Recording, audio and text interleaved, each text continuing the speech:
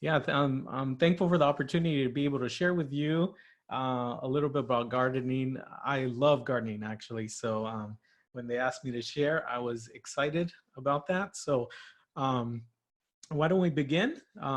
We've already prayed and let's begin. Hopefully we can learn a thing or two here in this little growth lab. So the first thing I want to ask you is, how many of you know where this picture is from? What time period in U.S. history? Can anybody tell me? You're probably on mute, but what do you think it is? It's Pearl Harbor, right? If you're not responding, it's Pearl Harbor.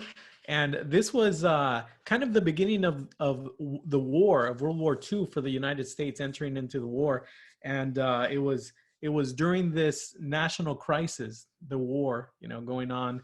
Many people were home in the homestead, and then many people were fighting overseas in the war. And it's kind of interesting. During this time, one of the things that the government actually did to boost morale actually back home was to start victory gardens.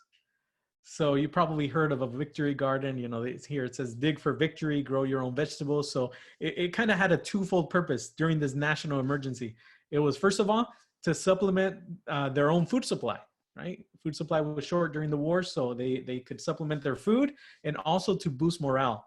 It's kind of interesting. There's something about gardening that boosts our morale. It's like you go out there and you work and you get yourself dirty, and then at the end of it, you have a reward. You have a fruit. You have a vegetable that you can actually harvest and eat, and or share with others. So it's really awesome. It's kind of interesting that happened. Right now, we're dealing with a national emergency, right? And this is what's going on in our world today. But so today we're going to be talking about this, about gardening a little. And how many of you have actually started a garden or have a garden currently right now? If you could just raise your hands, I can kind of see some of you. Thumbs up. So a lot of you probably have had a garden, right? So that's very good. So we're going to kind of go over some of the basics of how to start a garden from scratch as well. I wanted to mention here a little plant. If you've ever seen a pineapple plant, that's how it grows. But let me share with you some benefits of gardening before we begin, okay? So first of all, when we garden our own food, we are more prone to eat those fruits and veggies, right? So it makes it a lot easier, especially for younger kids. Help them grow their own food, and they'll want to eat it themselves as well. Number two, it actually saves some money, right? Everything's so expensive right now. We're growing an avocado tree. Hopefully soon it's going to produce fruit, but that's going to save us a lot of money. There's a study done. It actually showed that there, on average, like per season, in the US, a household can actually save close to $500 worth of groceries just by gardening. So it's an intense incentive to save some money, right? You also get some exercise. It's good to go outside. I actually want to focus on this, on your mental health. There's been some fascinating studies on mental health, especially in our society. So many people deal with mental health issues, depression, anxiety, and there's been a lot of studies. You can look these up later on, but gardening has actually been shown to kind of lower the cortisol level. So it reduces stress, which of course stress leads to so many other diseases as well. And there was some recent studies that came out as well. And notice what it says here. It says, is dirt the new Prozac? It talked about some of the microbes in the soil that they actually were as good as Prozac. So it's kind of a natural antidepressant, and it helps with anxiety as well. So it's interesting during these times when a lot of people are anxious, a lot of people are not sure of what's going to happen in the future. One of the best things you can do is go outside and start planting a garden. It's going to help you. Your mental health is going to improve. You're going to have less stress. Turn off the television and go plant a garden. It's going to help you so much. It refreshes you. It really does. So some of you can probably relate. When you garden, don't you feel better? Whenever I garden, I feel so much better. I'm so much happier after I garden. There's so many ways of gardening. Anybody can garden. You can garden if you live in the country, of course. If you live in the city, there's urban gardens. There's, in a small area, you can in containers, on walls, and so forth. So there's many different ways of gardening. And let me tell you why, as Christians, we should garden. As Christians, we should garden because, in 1 Corinthians 3 and verse 9, it actually says that we are God's field. Like, we're a plant to God, and he's kind of giving us the nutrients we need to grow, right? By looking at getting the sun and the water, the word of God, and so forth. We grow as Christians. There's a lot of parallels to gardening in the Bible, all over the Bible. And as Anil mentioned earlier, we were actually placed in a garden at first. So it's really important for us to do that. Also, Psalms 1 and verse 3 talks about, the Christian being planted next to the river, and he's like a tree, right? So over and over, you see Israel is called like a vine and so forth. So over and over, you see all these parallels. So there's a lot of lessons that we can learn from gardening. So many object lessons that God wants to teach us. So we should definitely learn. And especially as Adventists, in our prophetic framework, we believe that, things are going to go down. Daniel chapter 3 and Revelation 13 talks about this, things that are happening. For example, this verse here, it's a famous verse that we quote as Adventists, and that no man might buy or sell. They might not buy or sell, save he that had the mark of the name of the beast or the number of his name, right? So you've read this verse before, talking about the mark of the beast and so forth. So it's talking about this, and here there's some sort of restriction that you're not going to be able to buy or sell, right? Just like we've gone to the store recently and we've looked for toilet paper or for Clorox wipes or something, and they're all out. We can't find anything. So there's some sort of restriction, some sort of government restriction we see in Revelation 13. And I want you to notice, it's kind of interesting. Spirit Prophecy actually mentions something interesting here. She says, again and again, the Lord has instructed that our people are to take their families away from the cities into the country. Now notice this, where they can raise their own provisions, where they can garden, where they can grow their own food, right? And notice why. The context of this is actually Revelation 13. She says, for in the future, the problem of buying and selling will be a very serious one. So it's the context is Revelation 13. We should learn to garden in context of Revelation 13. Are you with me? So it's important for us to learn how to garden. I think it has, we can go on this, but I think you guys get the point that it's important for us, even prophetically. Like, we don't know what's going to happen in a few months. If this quarantine continues, like, we're going to need to provide for ourselves, right? And we're called to do this. So it's very important to do this. Okay. So let's go on. We're gonna go through 4 different steps of how to plan our garden. And this is kind of an introductory course, just on kind of an overview of starting a garden. Okay. So the first step basically is in planning your garden, you want to choose what to plant, right? So here's 3 things that you can think about when you're deciding what to plant. First one is what grows in your area. So if you live in Alaska, your planting options are going to be different than if you live in Southern California or in Colorado, or you get the point, right? So what grows in your area and what you enjoy. If there's certain vegetables you don't enjoy, why are you going to plant them?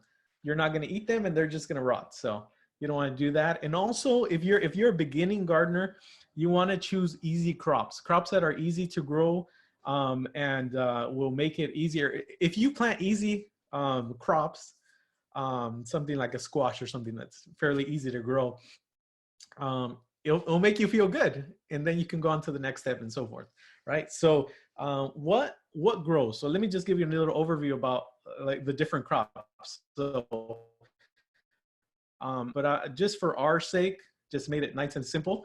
There's cold season crops, right? So stuff like broccoli, kale, lettuce, beets, carrots, cauliflower, a lot of these greens, right?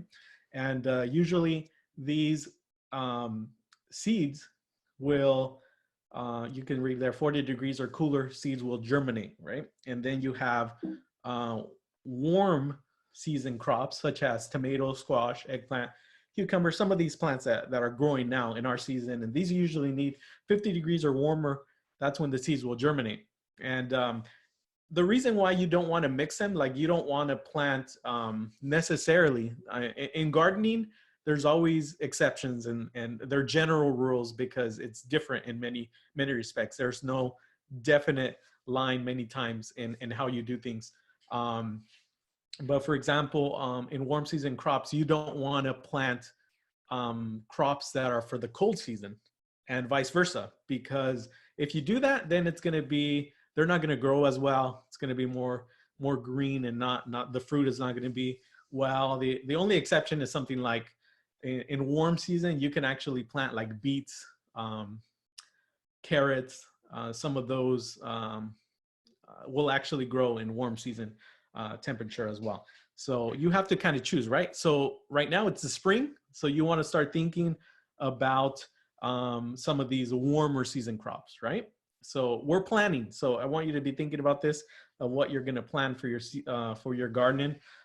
There's also different levels that we live in, different areas, and that will determine what kind of fruits you can grow, what kind of vegetables you can grow in your different areas. I suggest you check out this page here, burpee.com, growing calendar. Just check it out. Website. I like it. All you have to do is put in your zip code and it tells you where you are. We here in the Central Valley are 9, right? So it's kind of neat. You can kind of choose which vegetables you want to pick. So I just put onions and Brussels sprouts there, and then it tells you. Thankfully in the Valley, we can grow almost anything because it's a mild temperature here.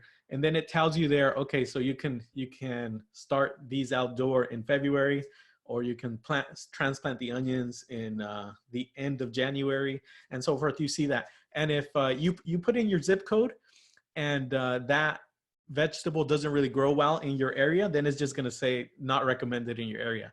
So it's kind of nice. Technology makes it easy for us to know. So that's a place you want to start, knowing what you want to grow, right? Herbs.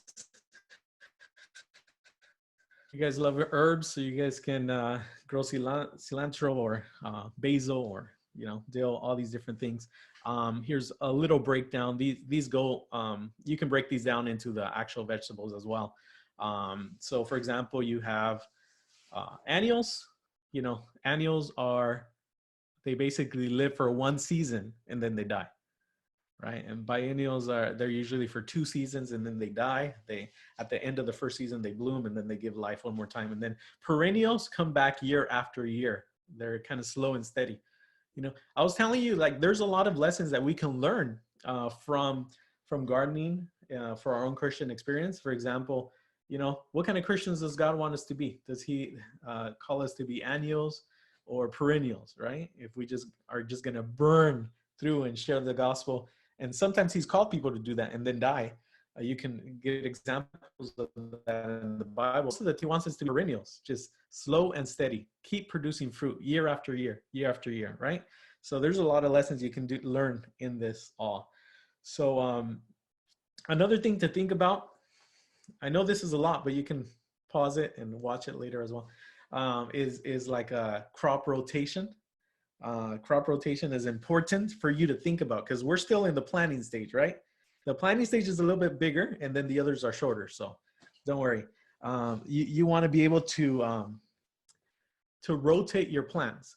So for example, when we draw out where we're going to plant our carrots or our tomatoes, you want to be able to rotate, like 1 year in this bed, I'm going to do carrots. The next year, I'm going to do tomatoes. The next year, I'm going to do beans. You kind of rotate them for several reasons. One of the reasons is it helps with insects. If you have the same crop over and over, a lot more insects tend to grow in that area. And also, one of the things is, for example, if you keep one specific plant in the same area, there's nutrients that plant needs, and it grabs onto those nutrients. and eventually it's going to deplete the soil of that nutrient. So you want to be able to move it around. We actually see this in the Bible as well. Like there was sabbaticals for the land so that it can rest and regain some of its nutrients as well. So it's kind of interesting. There is, you can kind of see an example there of the crop rotation, right? So as I said, it helps with insects. It helps reduce nutrient depletion. There's this good book I recommend. I read this book a while ago. It's called Carrots Love Tomatoes. And it's kind of interesting because it just shows how certain vegetables go with other vegetables, how they complement each other. So you want to put them together, or some of them you want to stay away because then they compete against each other for the same nutrients. If you guys are interested, you guys can check that out later. For example, it talks about different things that you can do. For example, garlic. How many of you like garlic? Garlic is great. So you can actually place garlic, and it's good for like pests. So you can put it on the garden and it helps out a lot. Just keep it away from certain vegetables because then some of the flavor goes into it, and then you're going to be in trouble. So that's that. So where do you want to plant and why? Very simple. Our plants need the sun for photosynthesis, right? So that they can grow. So look for sunny areas, and also look for shaded areas. So when you're planting your garden, because we're going to draw out our garden, what we're going to place in different areas, you're basically looking for the sunniest areas. And this is a way, whenever you get a little bag of seeds or a transplant, you can look on the tag and it'll tell you if it needs like full sun or partial shade or full shade. So just know you can kind of think about your own home and think about, okay, well, in this part of my home, I get full sun. So the veggies that need full sun, I'm going to plant there, and so forth and so on, right? You got it? So you want to do that.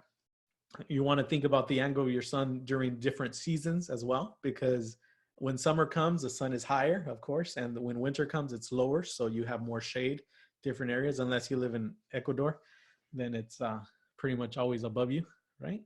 So here's a few examples of shade. It's usually the cooler ones, right? So like kale, parsley, lettuce, some of these things, these are cooler, so they can afford some shade, like 4 hours or less and so forth. So you can see that there. So now this is one of the fun parts. You actually get to draw your own garden. So you draw your own garden, draw your home, and you can kind of see the different areas. You know, if you don't have a lot of space, you can make a vertical garden. You can plan for vertical garden. There's a lot of different ways that you can do it. Bring them up. Squash goes up. Tomatoes can go up. Beans go up. There's a lot of different ones that go up vertical. There's also containers if you don't have a lot of space. There's containers you can plant in. Some beautiful romaine lettuce there. So for example, this is our garden here. So Gabby drew this for us, and we kind of planted out what we're going to do. And, you know, we live in a residential area. We don't live out in the country at the moment. So we don't have a whole lot of space. So we try to maximize as much as we can. So you can see on the top left, we kind of have a little peach tree, avocado tree. I have a zucchini in between, tomatoes and potatoes. And then there's the shed, right? So the shed, it's actually a little further this way, like the lemon tree and peach tree are a little bit more away from the shed. But behind the shed, there's like some cactus, nopales, right? They don't need as much sun. So, cause it's shady over there. So we have that. Then we have some mint that grows pretty much everywhere. And then some peppers and so forth there. So you can kind of plan it out. All right. So you need to basically draw out a map of your garden and decide, I'm going to put this here and I'm going to put this here and this grows good. And you know, one of the things that you can do is, I'm not looking at the chat, by the way, if you guys are asking questions, I'm sorry about that. But one of the things that you can do is just go to a nursery if you have any questions, you can ask me, Anil, as well. But you can go to a nursery. Like these guys at the nursery, most of them don't go to Walmart. They sometimes don't know what's going on. But if you go to a nursery, these guys really know what's going on. They've been there. They know the area. They know what grows. So it's really helpful. Sometimes I just go to the nursery just to talk to the guys and pick their brain on things. So I've always wanted an avocado tree, right? And I had one before and it always died in the winter. So I went to this guy at the nursery, and he gave me some really good pointers, and it's starting to grow. So I'm excited about that. So yeah, that's what happens. All right. So you're going to draw 2. The other steps are shorter. The step 2 is planting your garden. So you want to start planting. Now that you planned it out, you know which types of veggies you have and so forth. Here's some tools. You can look these up. You don't need all of these. They're just some of the basic ones that you can use. I use the loop hoe a lot for weeds and so forth, and then the hand hoe, I use that a lot just for digging and so forth. So it makes it nice and easy. So there's a lot more tools that you can use, but here are some basic ones that you can have that are really useful. So one of the things you want to do is really prepare your soil. Like your soil is probably the most important thing in your garden. If you have bad soil, you're going to have a bad crop. It's probably not going to grow correctly. So it's so important. Like this is foundational. This is really foundational that you have good soil. So how do you know if you have good soil? So there's a few things that you can do. If you have about $50 or $60, you can send a sample of your soil to different labs, and they will analyze it for you, and they will make recommendations of what kind of things you can add to your soil to make it better. I'll give you a link. There's this one in Minnesota that's really good that you can use, and they basically tell you exactly. I need to make more. What was that?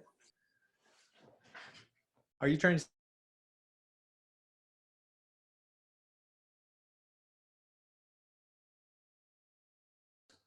All right, I'm unmuted. Okay, cool. So as I was saying, this field test is really important. Another thing, if you don't want to spend $50 or $60 to do that, a simple thing that you can do, probably one of the most important things you can do, is just check the pH level of your garden. They sell tests for like $10 at any hardware store. You can go to a hardware store, this pH test, and you can there's different methods. Usually mix it in with some water, but be sure to use undistilled water because rainwater is acidic and tap water is more alkaline, so that can kind of interfere with it. So just follow the directions on your specific test, right? So you can do that. Compost is another way that you can better your soil. Just adding some of the leftover food that you're eating, some plants and so forth. Some of your fruits and so forth, just add them, your scraps and so forth, you can add them there, and then mix them in with some of the soil, and also with even grass clippings you can put on there. A lot of the green, just mix it and add some worms or something so you can eat it up. So you can do that. Then the last thing you want to do here is basically till the ground. So you want to till the ground, make sure the ground is nice, work it hard, usually about a foot in to the dirt. You mix it in.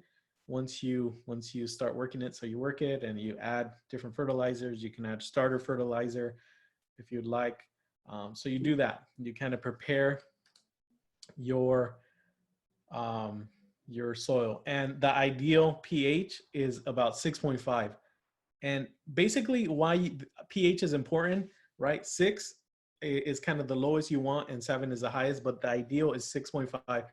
The reason why you want good pH is because it allows living organisms to live in your soil, worms and so forth, healthy ones that will go ahead and eat that stuff, and they will you know, whatever they throw out will be beneficial for your garden as well. I'm gonna skip this so we can keep going, but these are some of the things that can help your ground. Another thing you want to think about is irrigation. If you have a small garden, you don't really have to worry about this. You can just use a water can. I saw this guy, followed this guy on Instagram. His name, I think it's Homestead Farmer, something like that.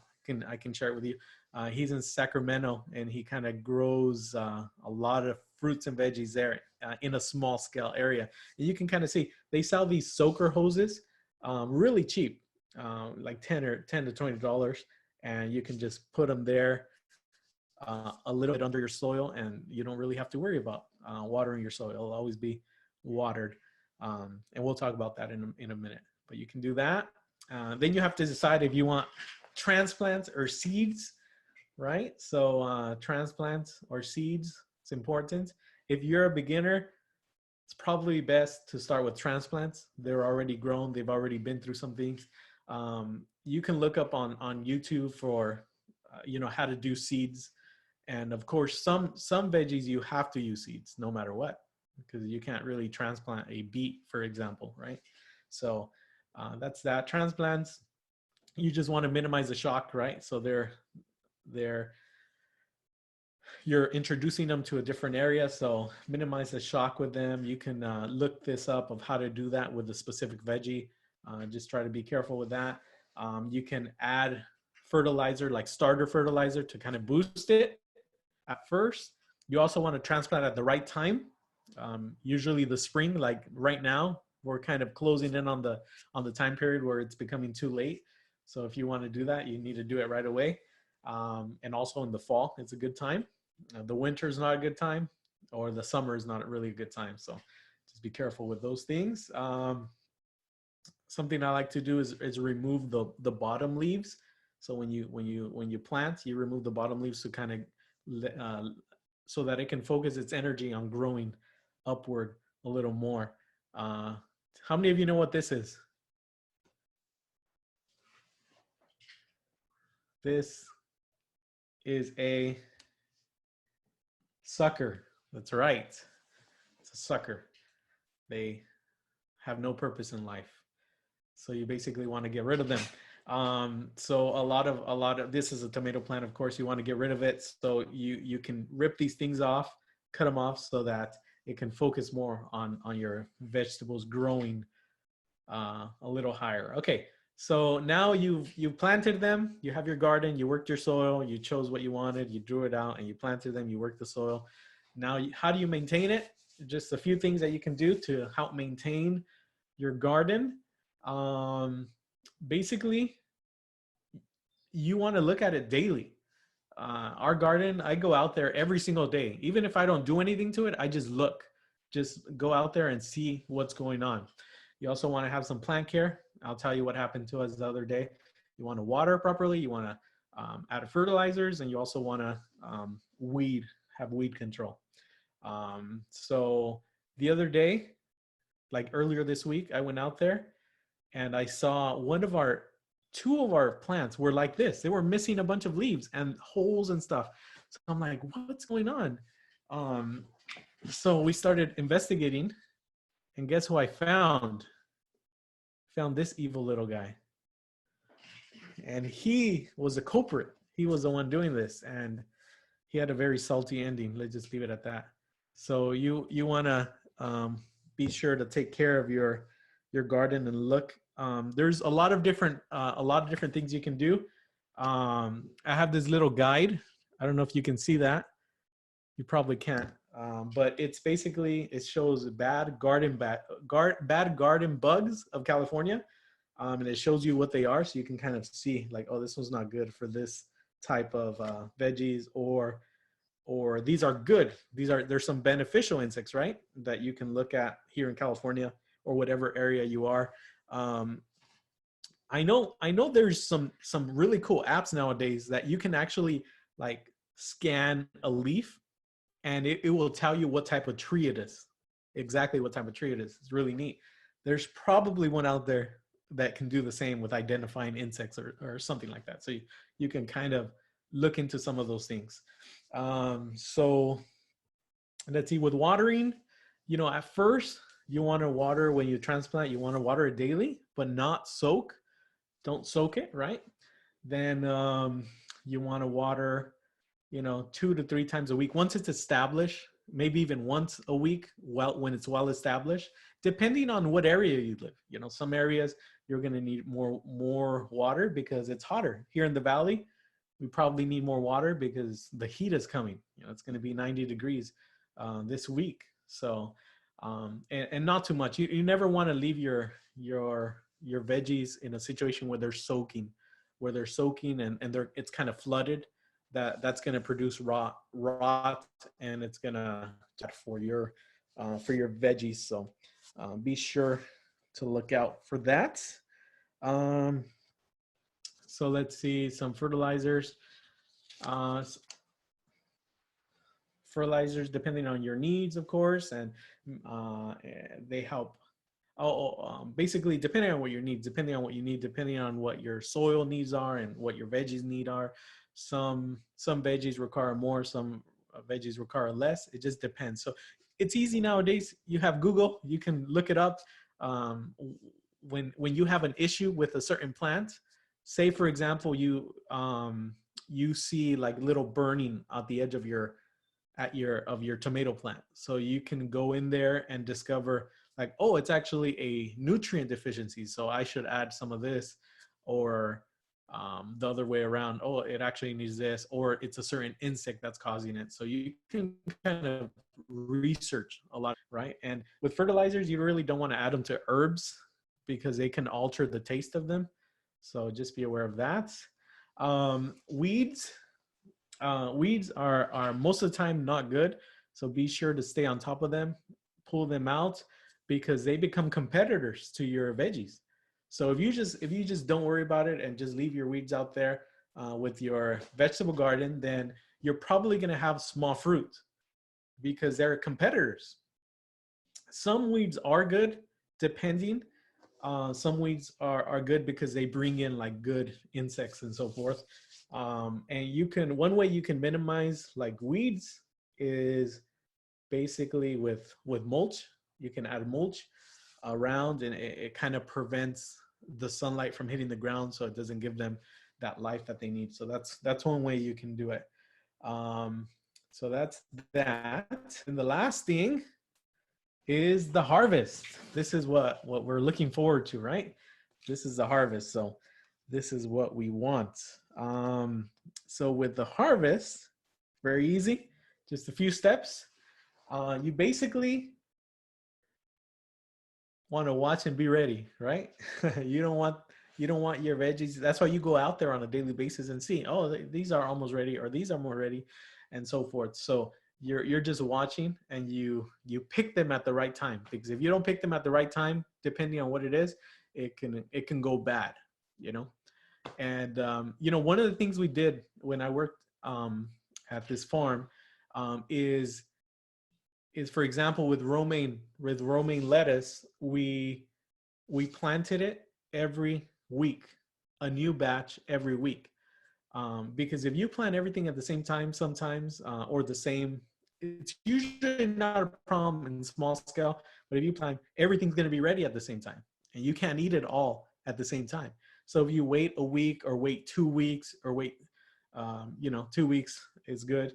You wait, and then you plant another of the same crop, then you know, okay, these are going to be ready, and then in 2 weeks these are going to be ready, so I'm going to eat these, or I'm going to share these, and so forth. You understand that? So you kind of can do that. Greens and onions are things that you can pick pretty much at any time. You can pick the kale leaves and so forth, and they'll grow back. So, or onions, you can pretty much eat them at any time. And then you can preserve stuff as well, like canning. I don't know how many people do canning nowadays. Does anybody do canning? No? Okay. Well, we do canning sometimes when we have extra stuff, or people give us, some extra fruit and stuff. It's really good way to preserve food long term. So that's one thing you want to do. I think this was it. I think that was all I wanted to share at this time. But I have some resources that I can share with you, but this is just like the basics of what you can do for a garden, right? So you basically prepare, you plan out what you need and what grows in your area, and then you start preparing your soil, and then you plant your things, and then there's like some maintenance, not much. Some fruits and veggies need more attention than others. So depending on your schedule and so forth. Right now you're home, so you have all this time, so you can plant whatever you like. So I hope this was beneficial. Hope this helps some of you. And I don't know everything. I just know a few things. So this is what I Anil, I think you wanted to ask some questions. Yeah. Thank you so much, Ricky. I really appreciate that. By the way, if you have some questions right now, now's the time to actually put it in the chat box. And I'm just going to start firing them away to Ricky. So go ahead, and if you just like, man, I have some questions. Go ahead and you can just pop that in, and I'll just start asking Ricky. Ricky, how long have you been doing gardening? Since as long as I can remember. My dad was an avid gardener. We had a bigger, we lived out in the country. So he grew almost everything, like a lot. There was 8 of us. So just him working back in the day. So a lot of our food actually came from the garden. Okay. So we had some huge, a lot of trees as well. Okay. So yeah, that's what I remember growing up with. Okay, here's some questions. You ready? Yes. Any tips for caring for watermelon? Off the top of my head, I haven't grown watermelon in a little while. I remember you kind of want to grow it on a kind of a mount. So you place the seeds on the mount and kind of sandy soil, if I remember correctly. You can Google it, but from what I remember, watermelon needs a lot of space. So you want to plant it in a place that has a lot of space, and just watch for insects. As I was mentioning, almost with anything, if you're having problems with their growth, if you're not growing at all, you want to look into a soil test probably to see what it can help with. Today I got my first watermelon. I love watermelon. I eat it every day, every single day in the summer. So I was able to get my first one. So, okay, next question is tips for getting rid of weeds and pest control. What would you recommend? Garlic is good for pest control. If you plant a few garlic around the area, pests don't like it and they'll stay away. And now, what do you mean by planting garlic? Do you mean actually planting garlic plants, or like sticking a garlic bulb in there? Yeah, well, garlic plants. Okay. So, if you leave most garlic will grow. So if you just leave it out in the kitchen, you're going to see that it's going to start growing, and you can just plant that. Or there's specific garlics. There's so many varieties of garlic that you can plant. But yeah, I usually, like right now, I have tomatoes, and so I have like tomato. So like 4 and 4, right? And then on the sides, I have some garlic, just like that. I kind of mix it in. It kind of helps certain insects away and so forth. So that's what I would do. Okay. Next question is this. Have you ever planted trees by the E.G. White method? Yes. Yes. There's actually a few videos on YouTube that you can go on there and look exactly how she did it. But yeah, it's very fascinating because she says that method was shown to her. So it's like an angel, like in vision or in a dream, showed her how to plant these trees. And apparently these trees grow like double the size and in a faster method and so forth. But yeah, the specifics of how to do that, just YouTube it or look on the White Estate. I think they have a document on it. Okay. But you put like rocks and so forth. And where I used to pastor at, there was a school that actually used that. The janitor did, the maintenance guy did years ago, and those trees were constantly bearing good fruit. So years later. Yeah. Okay. Any suggestions for organic homemade pesticides? I really haven't looked into that. Homemade pesticides besides the garlic that I've used, but not really. I'm sure. Yeah. I Okay. mean, we can research it and get back to you on that. Which is probably a good second question. Ricky, are you willing to do like a part 2 of this, like the next stage where we can get into kind of some of those thoughts and topics? Yeah, I can try. I can try as much as I can. I'm not an expert, but I can try to share what I know. And Hey, yeah, for we're all sure. learning here. So, okay. Someone said, I live in an apartment. Do you have any suggestions on how to grow veggies in an apartment? Inside, you can build stuff on the balcony, for example, or outside. There's containers that you can do. As I was mentioning, you can put vertical, um, like vertical containers or plants that go up and so forth, make it easier. There's also hydroponics. Um, you know, I've seen hydroponics to grow lettuce. It's a way that you can grow inside. It's a little different, but that's an option, I guess. Growing it on top of the fish tank. Okay. Yeah, exactly. Next one. Any suggestions for herbs or plants that keep away pests and insects? Any plants? Yeah, any suggestions for plants and herbs that keep away pests and insects? There is. I remember reading about him, but it's been a little while. Um, yeah, Man, we're really hitting you with some hard questions today. yeah. No, it's fine. I just don't know. I'm trying to remember them. You know, I used to garden a lot, and then I'm where because I was gone and you know involved in ministry and so forth. So Yeah. so I kind of stopped, and I used to read a lot about gardening and so forth. So it's been a little while. I'm kind of getting back into it now. Okay. So I'm excited Good. about that. Yeah. Okay. Um, is there any way to grow your crops without attracting rodents? I'm not sure. Uh, Maybe some, like I know I live on a farm. They do some small fencing. yeah, probably fencing. I Uh, let my German Shepherd after them. He chases have a cat. Get a rabbits. cat. Yeah. I think also just keeping the areas clean. You know, if you live out in the country, it's kind of hard Okay. because they can come from all over the place. But keeping your areas clean, um, that's what I've noticed. A lot of just keeping your garden area actually clean will prevent a lot, like weeds or extra pieces of wood. If you have extra pieces of wood, like there's going to be a lot of slugs and so forth. So yeah, it really depends. Okay. Next question is, how many seeds per hole? I usually add about three, 3 to 5, really. And so you plant those seeds in the hole. Right now, I have some beets, for example, and once the true leaves come out and they grow, you can kind of see, say, 3 of the seeds that I planted. I usually look at which one is the strongest and which one's going to survive, and I pull out the others because you don't want to leave them all in there.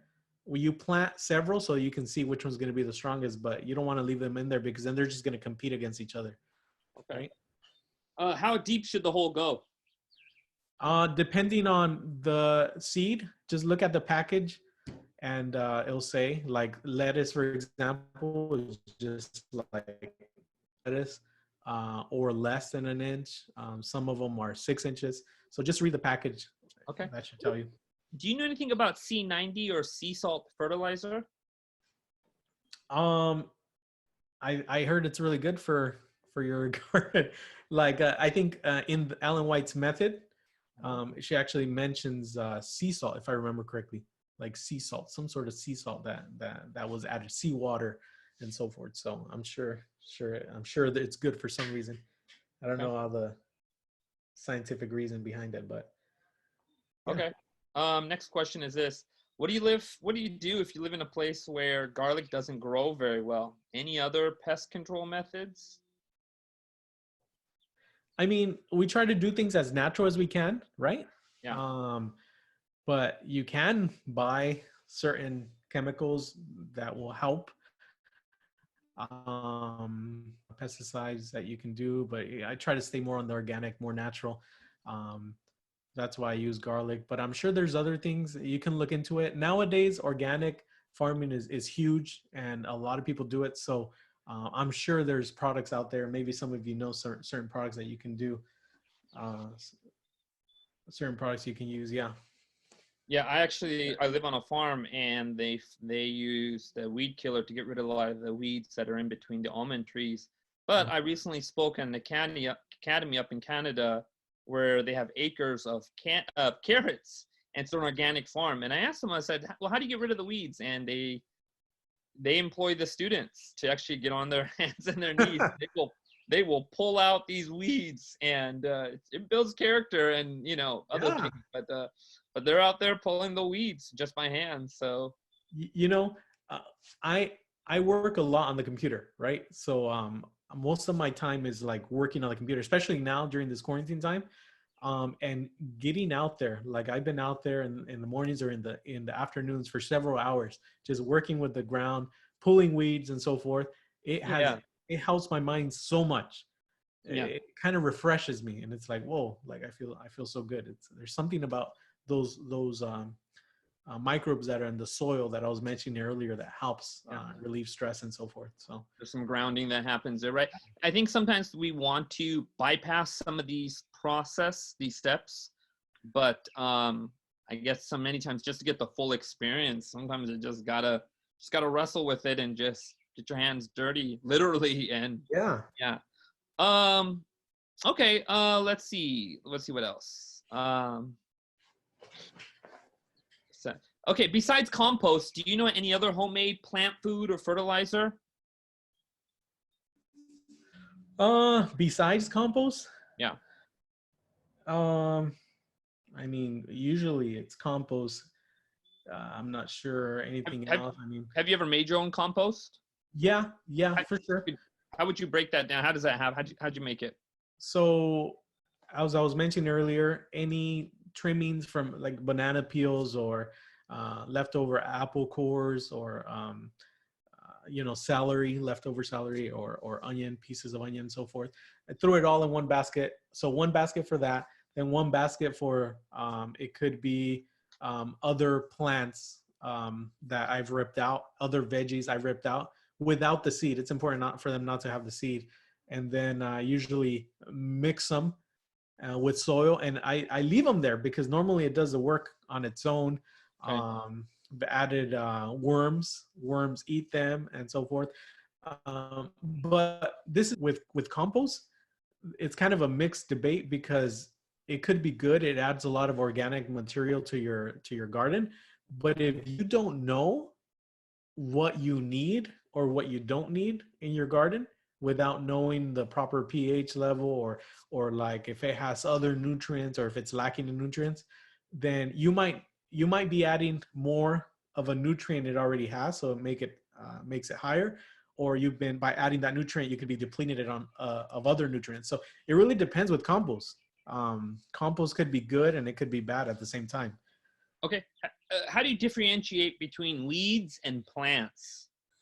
Like sometimes when it's coming out of the ground, it looks like one of the weeds. How would you differentiate that? Look it up. They have. You can actually tell when it's a good weed or when it's a bad weed just by identify some of the basics. Like look at them, and like as I said, there is an app that you can take a picture of it, and it'll tell you what kind of weed it is. And as I was mentioning, there's beneficial ones, or there's beneficial ones or bad weeds, of course. So yeah, I would say just look it up to see. Okay, great. All right, I think that we are done. People have any more questions, feel free to ask Ricky. You can follow Ricky on, is it Ricardo Camacho? Yeah. Okay, Ricardo Camacho on Facebook, and you can follow him on CCC Young Adults. And Ricky, we'd love part 2 of this, man. I think we want to take it a step further, and so if you're willing to, maybe we can do something on like I see a lot of people were asking about garden beds. That's most people, we can talk about that.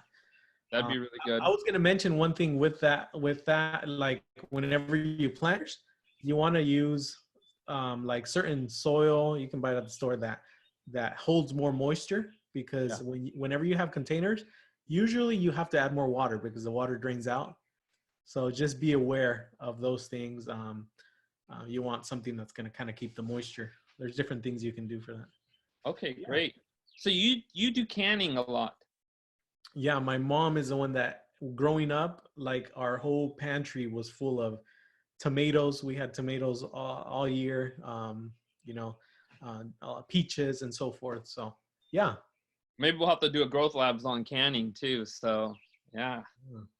Hey, thank you again, everybody, for being here, for participating and being part of this GrowthLABs. If there's parts of this that you missed, this is recorded. It'll be up in a few days, so you can watch it again later on. So thank you again, Ricky. Ricky, do you mind closing with a word of prayer for us? I would love to. Let's pray. Lord, we want to thank you so much for this opportunity to share and to learn, Lord. I get excited about the future because one of the things that you talk about in your word says in Isaiah is that we will be able to garden there.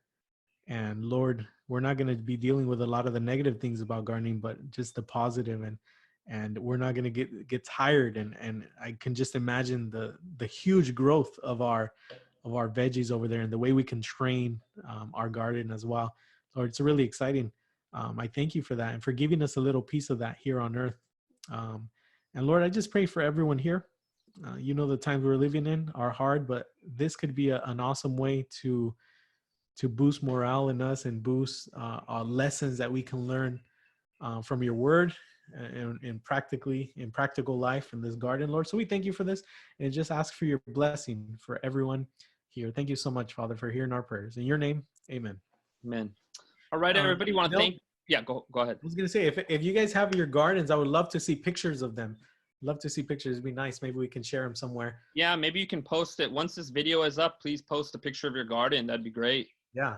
Just let everybody know, tomorrow night for prayer meeting, we have Jem Castor. If you don't know Jem or heard of, he's an amazing prayer warrior. You'll be blessed by tomorrow's prayer meeting. And then Thursday for GrowthLABs, we actually have Calvin Kim, head of F5. He's going to be talking about having a home workout, a home fitness. So it'll be very good. He's really into fitness. And so, yeah, develop your own workout at your house. So that'll be good. That'll be Thursday at 6 o'clock, but prayer meeting's at 7 tomorrow. Other than that, we are officially done. God bless you guys.